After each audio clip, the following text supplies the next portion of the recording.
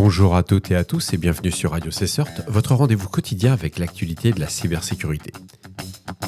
Je suis Marc-Frédéric Gomez, nous sommes le dimanche 21 septembre 2025 et au programme de ce 428e épisode, Windows pousse Copilot encore plus loin. Un bouton partagé avec Copilot apparaît dans l'aperçu des fenêtres pour envoyer le contenu à Copilot Vision. C'est un déploiement pour le moment qui est en test insider. Plain text égale danger, le rappel choc de Huntress après une intrusion des recovery codes en clair ont permis de contourner la MFA et accéder au portail sécurité. Ne stockez jamais de secrets en clair. ThreadOgre, démantelé au Canada, la gendarmerie royale annonce la fermeture de l'exchange et de la saisie de plus de 40 millions de dollars en crypto. ClickFix, nouvel appât de Pyongyang, dès lors ClickFix livre le stealer BeaverTile avec des variantes pour Windows, macOS, Linux et une ciblage élargie dans le marketing et le trading. Bien entendu, vous retrouverez l'ensemble des sources utilisées dans la description de l'épisode ainsi que sur le site de radiocessor.org. Une source de GitLab, Threat Intelligence, a publié la semaine dernière une campagne d'acteurs de la menace nord-coréen.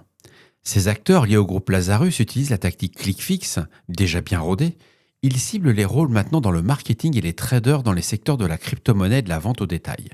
La campagne, baptisée Contagious Interview, est une évolution de l'attaque connue. Elle délivre le malware BeaverTile. Le mode de distribution a changé. Les pirates ciblent désormais des rôles non techniques. Le malware est une variante compilée de BeaverTile capable de fonctionner sur Windows, macOS et Linux. L'infection se fait via une fausse plateforme d'embauche. Elle est créée avec Vercel. Après une fausse évaluation vidéo, le site propose de télécharger un script pour résoudre un problème technique inexistant. Ce script déploie une version simplifiée de BeaverTile.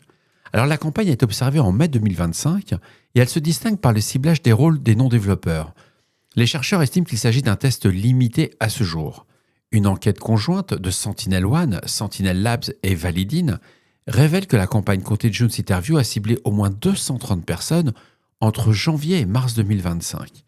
Les pirates se sont fait passer pour des entreprises telles que Archblock, Robinhood ou eToro. C'est une activité qui a impliqué la distribution d'applications Node.js malveillantes nommées Contagious Drop. Parallèlement, le groupe Kimsuki a été associé à deux nouvelles campagnes.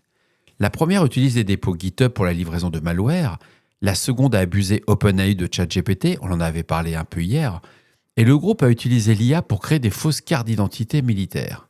Ces cartes sont dès lors dans des campagnes de hameçonnage contre des entités sud-coréennes.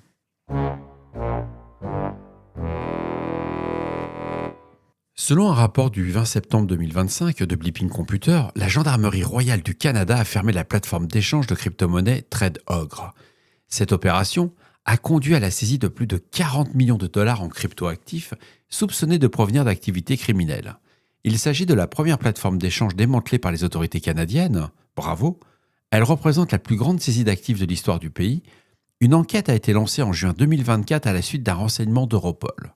ThreadOgre est une petite plateforme axée sur la confidentialité. Elle ne demandait pas d'identification à ses utilisateurs, ne respectait pas la réglementation canadienne et n'était pas enregistrée auprès du Centre d'analyse des opérations et déclarations financières du Canada, ce qu'on appelle la CANAF. Et en juillet 2025, ThreadOgre est devenu inaccessible. La gendarmerie royale du Canada a confirmé avoir fermé le site.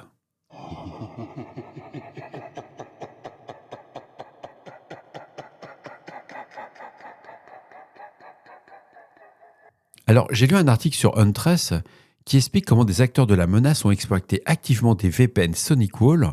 L'accès initial a été mené au déploiement du rançongiciel Akira. On avait déjà parlé un petit peu sur Radio CSERT, mais ce que j'ai trouvé intéressant, c'est le niveau technique. Il y a un cas spécifique qui a été mis en évidence. Un attaquant a accédé au réseau via un appareil SonicWall sur un poste de travail. L'attaquant a trouvé un fichier texte en clair contenant des codes de récupération Huntress et ces codes permettent de contourner l'authentification multifacteur. Le pirate a utilisé ces codes pour se connecter au portail de Huntress du client. Il a ensuite commencé à corriger des rapports d'incidents et à désinstaller des agents d'hôtes isolés par Huntress et cette action a permis à l'attaquant de tenter de masquer sa présence et de neutraliser les défenses. Ce qui remonte l'article, c'est que les analystes de Huntress ont détecté cette activité anormale. Ils ont remarqué des utilisateurs admin tentant de supprimer des copies de sauvegarde sur plusieurs hôtes et le binaire du rançongiciel était w.exe qui a été identifié. L'accès initial s'est fait via un VPN d'entreprise. Les adresses IP des attaquants provenaient de plages internes, ce qui a permis de contourner les solutions d'EDR. Et les attaquants ont également énuméré et exporté des certificats depuis le contrôleur de domaine. Le certificat exporté au format PFX contenait des clés publiques et privées. C'est vraiment un article à lire, ça contient des hashes, il y a des IOC pour les plus curieux, mais surtout il y a le mode opératoire des attaquants. Alors selon un article de Verge, le 21 septembre, Windows 11 teste un nouveau bouton partagé avec Copilot. Il apparaît dans la barre des tâches au survol des fenêtres ouvertes et ce bouton permet d'envoyer instantanément le contenu d'une application à Copilot Vision pour analyse.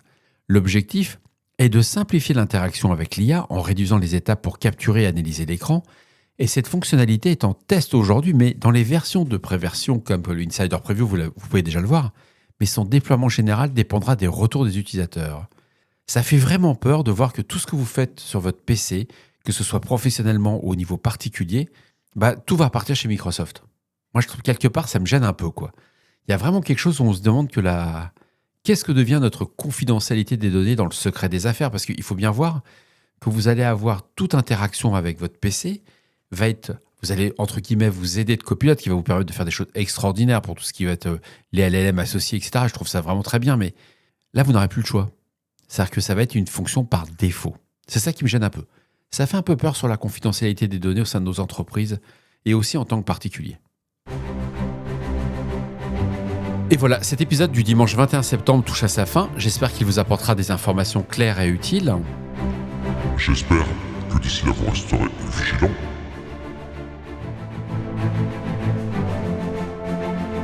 On se retrouve demain pour un nouvel épisode. Prenez soin de vous. Je vous embrasse très fort. J'avais une surprise pour vous aujourd'hui, mais je n'ai pas pu la faire. J'ai des petits travaux là. J'ai une petite urgence à gérer. Je vous embrasse. Au revoir.